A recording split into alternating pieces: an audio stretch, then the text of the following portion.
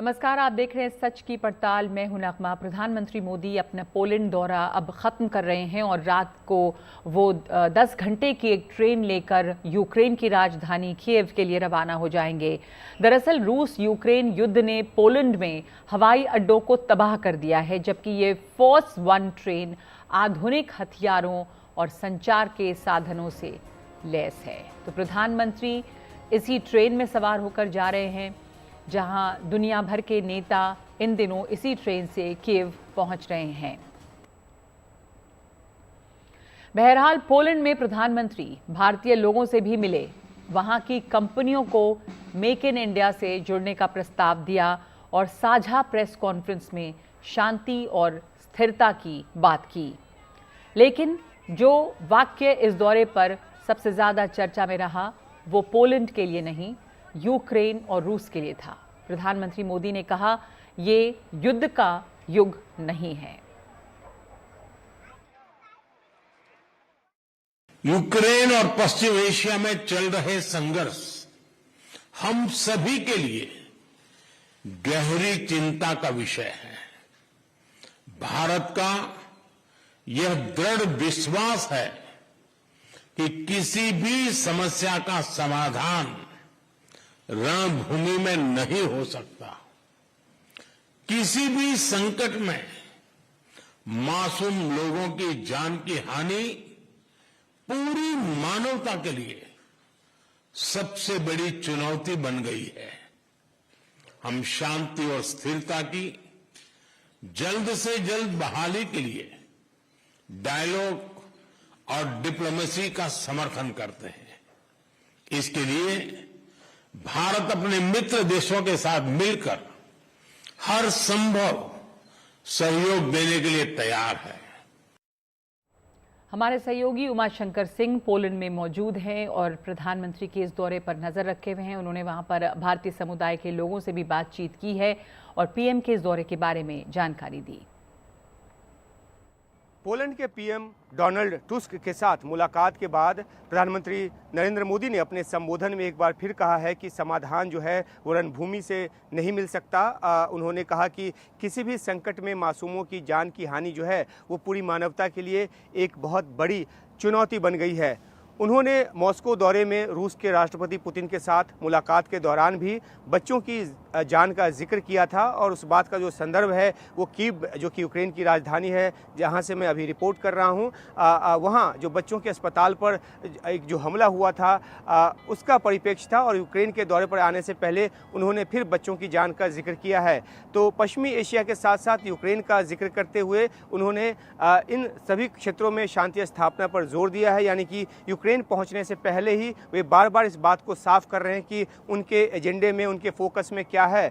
दूसरी तरफ पोलैंड के प्रधानमंत्री ने भी भारत को लोकतंत्र और क्षेत्रीय अखंडता आदि का सम्मान करने वाला देश बताया और कहा कि यूक्रेन रूस युद्ध रोकने में भारत जो है वो अहम भूमिका निभा सकता है। यूक्रेन के पड़ोसी देश के तौर पर पोलैंड भी जो है वो युद्ध के बुरे असर को झेल रहा है। यूक्रेन से जान बचाकर निकले लाखों शरणार्थी जो हैं वो पोलैंड में हैं और इसलिए पोलैंड की जो चिंता है और जो उसकी उम्मीद है वो खास मायने रखती है।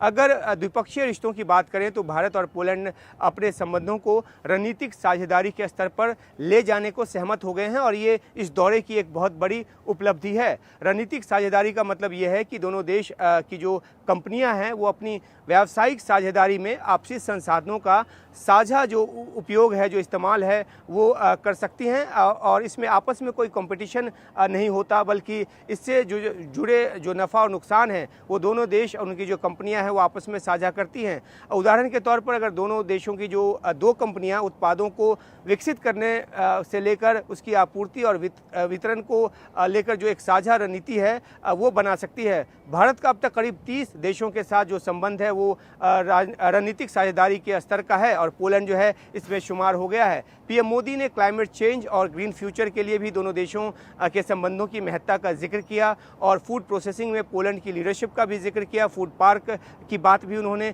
अपने बयान में की है। पोलैंड जो है वो मध्य यूरोप का एक बहुत ही प्रभावशाली देश है और ये मध्य और पूर्वी यूरोप के कई देशों तक पहुंच के लिए भारत का जो दरवाज़ा है, गेटवे जो है वो साबित हो सकता है। पीएम मोदी ने अगले साल पोलैंड के पास जो यूरोपीय संघ की अध्यक्षता आएगी उसका भी जिक्र किया। तो बदली हुई परिस्थिति और वैश्विक परिदृश्य में भारत और पोलैंड ने एक बहुत ही मजबूत कदम उठाया है और आगे चलकर ये जो कदम है वो संबंधों का बड़ा आधार जो है वो बन सकता है। पीएम मोदी जो है टॉम्ब ऑफ अननोन सोल्जर्स गए और उन्होंने पोलैंड के उन शहीदों को श्रद्धांजलि दी जिन्होंने अपने देश के लिए जान दी। लड़ाई में उनके शव जो हैं ऐसे क्षत विक्षत हुए कि उनको पहचानना मुमकिन नहीं हो सका और इसलिए इस स्मारक का ये नाम रखा गया है टॉम्ब ऑफ अननोन सोल्जर्स। तो इस तरह से पोलैंड के प्रभावशाली जो इतिहास है उसको पीएम मोदी ने भारत की तरफ से सम्मान दिया है और ये दोनों देशों के रिश्तों के लिए एक अहम कड़ी जो है ये दौरा वो साबित होगा, ऐसी उम्मीद की जा रही है। और अब जो प्रधानमंत्री मोदी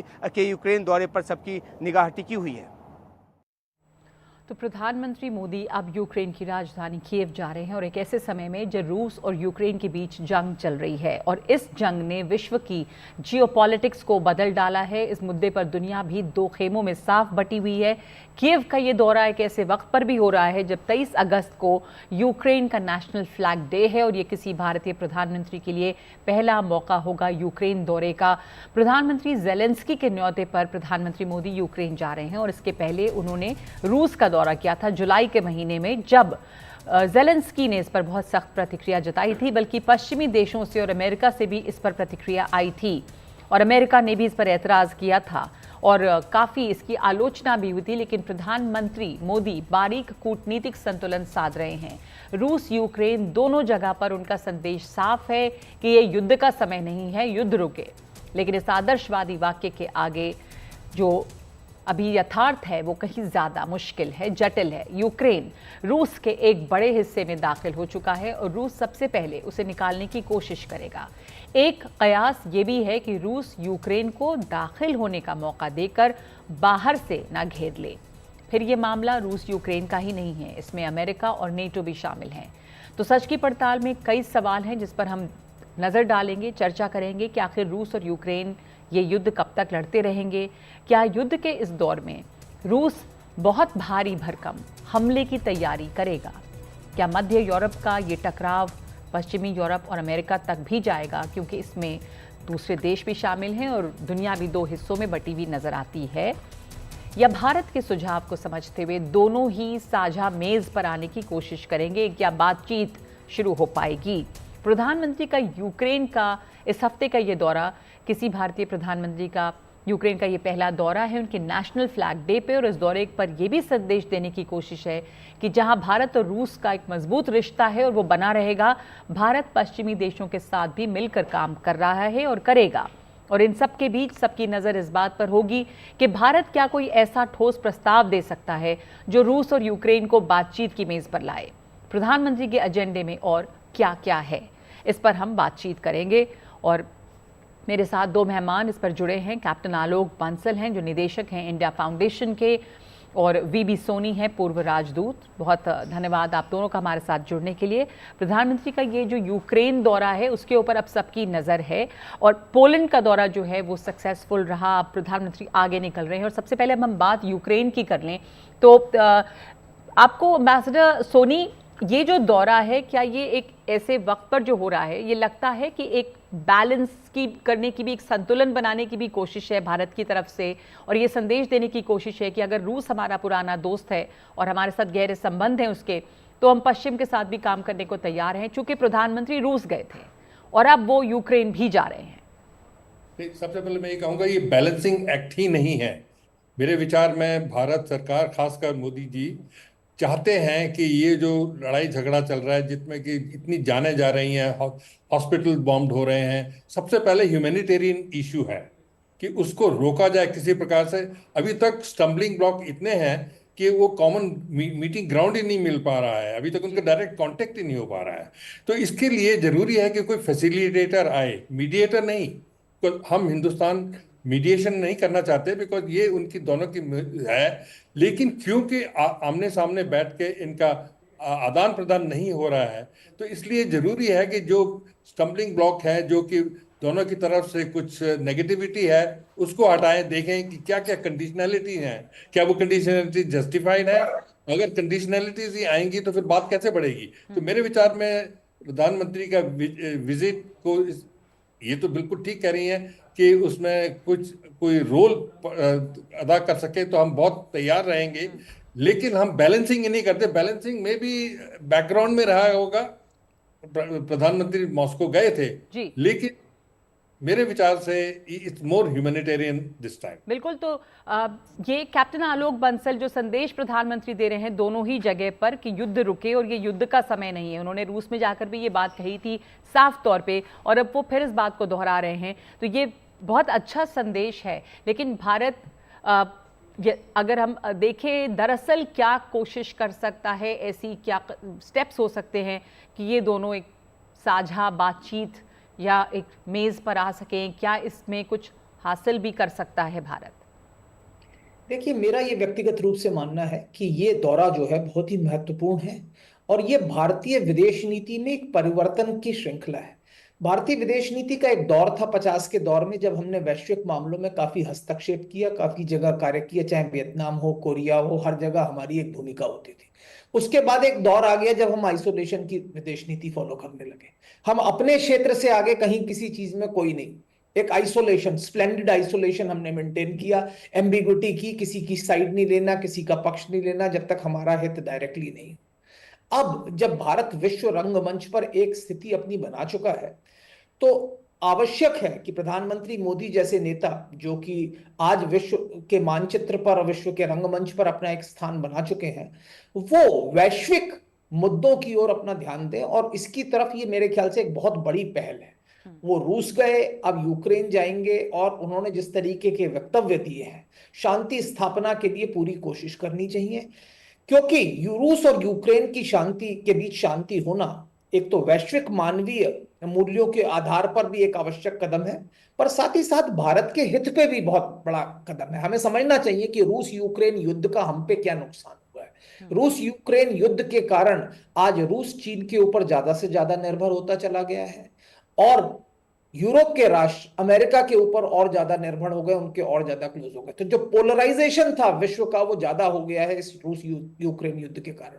हमारी कुछ आर्थिक परेशानियां हैं, हम काफी चीजें यहाँ से आयात करते थे, खाद्य पदार्थों की कीमतें बढ़ी हैं, कई चीजों में जो है हमें समस्याएं आई हैं। हो सकता है कुछ चीजों में हमें फायदा भी हो। जी, इसका जो इकोनॉमिक पहलू है इस युद्ध का, मैं उस पर भी आऊंगी। अभी जो आपने बात की कि ये भारतीय जो कूटनीति है उसमें भी एक नया अध्याय है।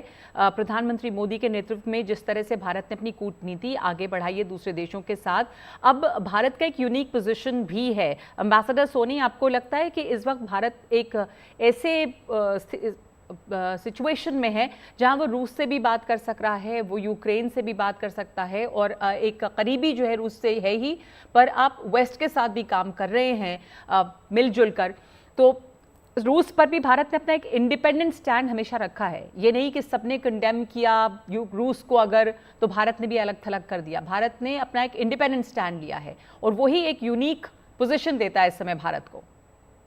बिल्कुल ठीक कहा आपने, क्योंकि ऐसा है कि हमारे जो ताल्लुकात रूस के साथ हैं वो काफ़ी पुराने रहे हैं और जो गुडविल है वो हमेशा रहेगी। लेकिन अभी तक जो थोड़ी पहल नहीं थी वो यूक्रेन में से थी। शायद उनको ये थोड़ा सा झिझक थी कि हिंदुस्तान रूस के ज़्यादा मिला हुआ है, लेकिन ऐसी बात है नहीं। और मेरे विचार में ये जो गलतफहमी थी वो अब ठीक हो गई, क्योंकि यूक्रेन ने भी अब रियलाइज किया है। मुझे याद है जब मैं वहां पर राजदूत था आज से 20-25 साल पहले, यही स्थिति उस वक्त भी थी। हालांकि हमारे रिलेशन रशिया से बहुत ही अच्छे थे, लेकिन यूक्रेन से इतने अच्छे नहीं हो पाए थे। इसकी कुछ वजह थी, लेकिन आज का समय यह है कि वो वजह नहीं है। आजकल सब खत्म हो गया है जो जितने भी डिफरेंसेस थे।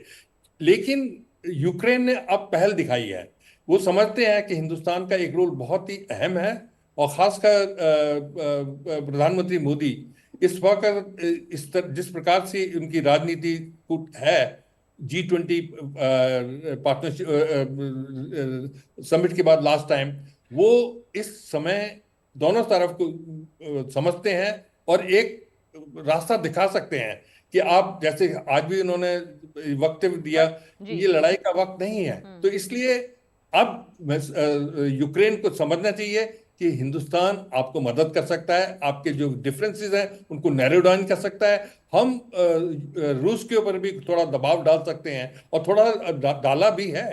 प्रधानमंत्री ने उनसे कहा है, यही नहीं कि आप ये लड़ाई का मौसम नहीं, लेकिन पर यहाँ ये पर मेरे जी, पर यहाँ पर इस वक्त युद्ध की जो स्थिति है कैप्टन आलोक बंसल, वो आप देखें कि युद्ध इस बार और तेज हुआ है। यूक्रेन कई इलाकों में रूस के मौजूद है और ये ऐसा नहीं है कि इतने अभी वक्त गुजर गया, इतने महीने गुजर चुके, 1 साल से ज़्यादा हो गया, कहीं पे भी कोई कमी आई है। ऐसे में एक शांति दूत बनकर अगर प्रधानमंत्री जाते हैं, पर शांति की उम्मीद, गुंजाइश है, युद्ध का क्या आगे दिखता है रास्ता, रोड मैप तो तय करना है रूस और यूक्रेन को, साथ ही नेटो और अमेरिका को। देखिए, पहली चीज तो सीज फायर है। आवश्यक है कि युद्ध विराम हो और फिर नेगोशिएशंस हो। अब ये सोचिए, यूक्रेन रूस की टेरिटरी में, तो ये एक्चुअली बार्गेनिंग चिप हो जाता है। कल को अगर आपको आदान प्रदान करना है तो आप कर सकते हैं। दूसरी चीज हमें समझनी चाहिए कि पश्चिमी देश भले ही ना चाहें कि युद्ध खत्म हो, पर रूस और यूक्रेन दोनों में ही भीतर भीषण तबाही हो रही है। यूक्रेन के अंदर काफी नुकसान है। रूस के अंदर हालांकि आप मॉस्को में जाएं तो ऐसा नहीं लगता कि युद्धग्रस्त क्षेत्र है, लेकिन फिर भी असर तो उन पर भी पड़ रहा है। लोगों की कमी है, सैनिकों की कमी है, अर्थव्यवस्था पे कुछ असर पड़ा है। हालांकि आज की तारीख में मैं अभी कुछ ही दिनों पहले मॉस्को में था, मुझे दिखा नहीं कि ऐसा कोई ज्यादा खास फर्क है, लेकिन फिर भी वैश्विक अर्थव्यवस्था से कट गए हैं। तो दोनों पर दबाव है, लेकिन दोनों चाहते हैं कि कोई एक ऐसा सॉल्यूशन मिले, एक ऐसा फिग लीफ हो जिसमें कि दोनों अपनी जो स्वाभिमान है उसको रखते हुए एक शांति व्यवस्था कर सके। और ऐसे वक्त में ऐसे तीसरे राष्ट्र की आवश्यकता है जिसे लोग निष्पक्ष माने और ये माने कि हाँ भाई, ये व्यक्ति जो है निष्पक्ष है और दोनों में शांति करा सकता है। इसका कोई अपना इंटरेस्ट नहीं है इस युद्ध को चलाने में, या वो किसी एक के साथ पक्षपात नहीं करता। तो भारत यहाँ पर बहुत अहम रोल अदा कर सकता है, जैसा आप कह रहे हैं कि थर्ड पार्टी के तौर पे, एक तीसरे मुल्क के तौर पे। एक और सवाल कैप्टन आलोक बंसल आपसे भी, कि एक तो ये हो गया कि प्रधानमंत्री की कोशिश है कि दोनों देशों के बीच में जो युद्ध चल रहा है वो रुके और भारत इसके लिए कोशिश कर रहा है, पर यूक्रेन का ये दौरा एक अनोखा है। नेशनल फ्लैग डे के मौके पर वहाँ पर प्रधानमंत्री होंगे और दोनों ही देशों के लिए, यूक्रेन के लिए और भारत के लिए भी एक विन विन सिचुएशन है।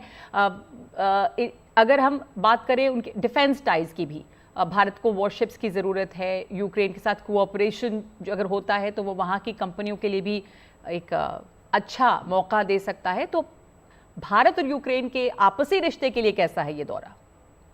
देखिए, जब सोवियत संघ था तो सोवियत संघ के कई हिस्सों के साथ कई चीजें अलग अलग हिस्सों में बनती थी और उनमें हमारे रक्षा संबंध थे। ब्लैक सी फ्लीट से काफी हमारे इंटरेक्शंस थे। यहाँ खाद्य पदार्थ जो होते हैं, यूक्रेन एक बहुत बड़ा एग्रीकल्चरल इकोनॉमी थी, इसके साथ भी हमारे रिलेशंस थे। स्पेशली एडिबल ऑयल्स, जो खाद्य तेल है, उसका हम काफी संख्या में आयात करते थे। और यूक्रेन एक ऐसा क्षेत्र है जहां भारत का निवेश और भारत के साथ व्यापार संबंधों को बढ़ाने में एक अपार संभावना है। विशेषकर यूक्रेन की अर्थव्यवस्था है वो अपने पड़ोसी राष्ट्र पोलैंड और अन्य पूर्वी यूरोपीय राष्ट्रों से जुड़ी हुई है, तो संभावनाएं अपार है। संभावनाएं अपार हैं। तो एम्बेसडर सोनी, आप उस इलाके में रहे हैं और यूक्रेन और भारत के जो संबंध रहे हैं वो किस तरह के रहे हैं, और अभी आप क्या यहाँ पर इसका फ्यूचर देखते हैं? मेरे विचार में जब मैं था तो इतना ज्यादा कोऑपरेशन, कोऑर्डिनेशन हो रहा था, आपको शायद हैरानी होगी कि अभी जब तक मैं था तब तक वहां पर अपने प्लेन्स मिक्स वगैरह वो जाके रीफिट के लिए जाते थे, उनको अपग्रेडेशन वगैरह सब कुछ वहीं से होता था, रूस में नहीं होता था। उसके अलावा काफी सारे हमारे जो स्पेयर पार्ट्स थे, डिफेंस स्पेयर पार्ट्स, वो रशिया से ही नहीं जाते थे बल्कि यूक्रेन से बहुत जाते थे और हमको वो रास्ता मिला। उसके अलावा डिफेंस के अलावा आजकल जो 2-3 नई टेक्नोलॉजी आ रही है, जैसे कि ड्रोन में यूक्रेन का आपने देखा होगा कि जो अभी 2-3 दिन पहले मॉस्को में उन्होंने जो यूक्रेन अटैक, जो ड्रोन अटैक हुआ, काफी इफेक्टिव है।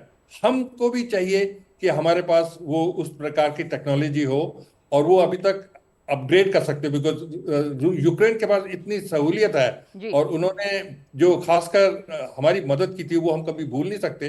तो मेरे विचार में इस वक्त हमको रिकंस्ट्रक्शन का सोचना चाहिए, क्योंकि वॉर कभी हमेशा नहीं चलेगी। उसमें हम हिंदुस्तान अपना पहल करेंगे और हम उनको रिसोर्स भी देंगे, उनको तरीका भी देंगे और उनसे उनसे रिटर्न में टेक्नोलॉजी देंगे, लेंगे उनसे। और उसके अलावा स्किल डेवलपमेंट उनके ये चीज़ों में काफी बड़े हुए हैं। सो ये तरीका अच्छा है कि जल्दी से लड़ाई खत्म हो, रिकंस्ट्रक्शन में भी हमारा काम होगा। उसके अलावा इकोनॉमी, सारी वर्ल्ड इकोनॉमी में जो आजकल बिल्कुल ही खलबली बची हुई है, वो हमें बहुत जरूरी है कि वहां से खाद्य पदार्थ की चीजें आए, खासकर केमिकल्स, फर्टिलाइजर्स और एडिबल ऑयल तो पहले कहा ही हुआ है, लेकिन हमारे फार्मास्यूटिकल इंडस्ट्री बहुत बहुत ही डेवलप्ड है और उनको वो तैयार बैठे हैं कि हम पहले ही काफी उन्होंने कंट्रीब्यूशन किया दवाइयों का। जयपुर फुट के बारे में आपने बहुत सुना होगा कि इस लड़ाई में इतने सारे घायल हुए हैं कि उनको इस प्रकार की मदद चाहिए, और हमारे जयपुर फुट ने जाके इतनी मदद की है, हमारे डॉक्टर्स वहां के हॉस्पिटल में जाके कर रहे हैं। तो ये बहुत अच्छी चीज है कि हिंदुस्तान का नाम सॉफ्ट डिप्लोमेसी ही नहीं है, बल्कि हिंदुस्तान उनके लिए कुछ कर रहा है, और इसीलिए उनको चाहिए कि जी जो मानवीय मदद जितनी हो सकती थी वो हिंदुस्तान ने यहाँ पर की है, और हिंदुस्तान का वहाँ पर भारत का एक गुडविल है। और सिर्फ यही नहीं कि सॉफ्ट डिप्लोमेसी है, बल्कि उस युद्ध क्षेत्र में भारत से जो मदद हो सकती थी वो लगातार भारत ने दी है यूक्रेन को भी। बहुत धन्यवाद आपका एम्बेसडर सोनी और कैप्टन आलोक बंसल हमारे साथ जुड़ने के लिए। यूक्रेन और भारत के रिश्ते भी अच्छे रहे हैं और यूक्रेन और भारत के रिश्तों का भविष्य भी अच्छा है, और प्रधानमंत्री के इस दौरे की कोशिश ये है कि इस युद्ध क्षेत्र में शांति भी आए। उन्होंने पहले भी रूस में भी बात की है और ये संदेश दिया है, और अब अपने यूक्रेन दौरे में जाने के पहले पोलैंड से भी उन्होंने यही संदेश दिया है। तो सच की पड़ताल में इस वक्त एक ब्रेक ले रहे हैं और आगे देखेंगे क्या हो रहा है अमेरिकी चुनावी कैंपेन में।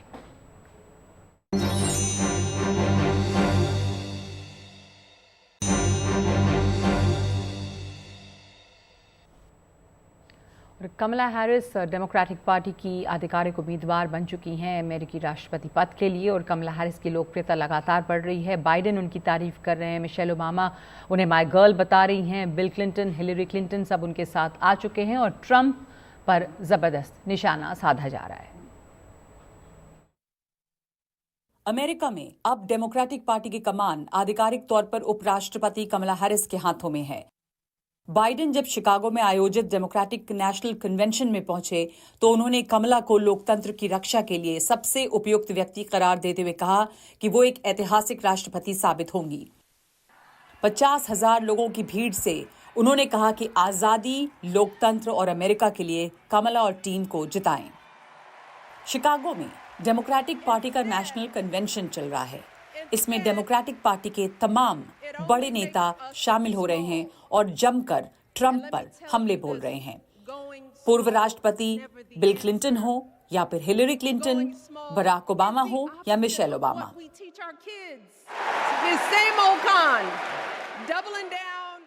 वही पुराना झांसा, भद्दे महिला विरोधी नक्सलवादी झूठ, असली विचारों और समाधानों के बजाय जिनसे लोगों की जिंदगियां बेहतर हों, स्वास्थ्य सेवाओं में कटौती, शिक्षा विभाग को बंद करने और किताबों पर पाबंदी लगाकर हमारे बच्चों को भविष्य के लिए तैयार नहीं किया जा सकता।